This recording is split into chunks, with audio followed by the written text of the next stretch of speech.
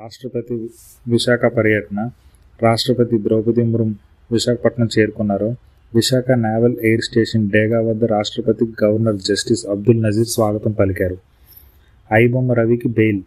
Cinema piracy కేసులో ఐబొమ్మ రవికి high court షరతులతో కూడిన బెయిల్ మంజూరు చేసింది. గత ఏడాది నవంబర్లో రవిని అరెస్ట్ చేశారు. బంగ్లాదేశ్ కొత్త ప్రధానిగా ప్రమాణ స్వీకారం. బంగ్లాదేశ్ కొత్త ప్రధానిగా తారిక్ రెహమాన్ ప్రమాణ స్వీకారం చేశారు. బంగ్లాదేశ్ ఢాకాలో జరిగిన కార్యక్రమానికి భారత్ తరపున లోక్సభ స్పీకర్ హాజరయ్యారు. ముంబైలోని లోక్ భవన్లో జరిగిన సమావేశంలో ప్రధాని నరేంద్ర మోడీ ఫ్రాన్స్ అధ్యక్షుడు ఇమాన్యుయల్ మ్యాక్రాన్ ఆహ్వానించారు. వెస్ట్ బెంగాల్, తమిళనాడు రాష్ట్రాల్లో ఏప్రిల్లో ఎన్నికలు జరిగే అవకాశం ఉంది. ఎన్నికల షెడ్యూల్ని మార్చి మధ్యలో విడుదల చేసే అవకాశం ఉంది.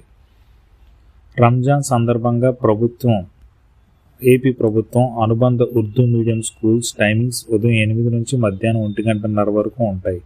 సిలబస్ పూర్తి చేయడానికి అదనపు క్లాసులు కూడా ఉండవచ్చు. తెలంగాణ భవన్లో కేసీఆర్ జన్మదిన వేడుకలు జరిగాయి. తెలంగాణ తల్లి విగ్రహానికి పూలమాలలు వేసి 10 ఏళ్ల పాలనపై డాక్యుమెంటరీ విడుదల చేశారు. ఎంఎన్ఎం పార్టీకి టార్చ్ లైట్ సింబల్ ఇచ్చారు. పాండిచ్చేరి ఎన్నికల నేపథ్యంలో కమల్ హాసన్ గారి పార్టీకి అనగా ఎంఎన్ఎం పార్టీకి ఎన్నికల సంఘం టార్చ్ లైట్ గుర్తు కేటాయించింది. ఈ విషయం ఆయనే తెలిపారు. దురంధర్ 2 షూటింగ్ ముంబైలో నిలిపివేత. కొన్ని నిషేధిత ప్రాంతాల్లో డ్రోన్స్, బాంబు సన్నివేశాలు షూటింగ్ చేసిన కారణంగా ముంబైలో షూటింగ్ నిలిపివేశారు. ఇతర ప్రాంతాల్లో షూటింగ్ కొనసాగుతుంది.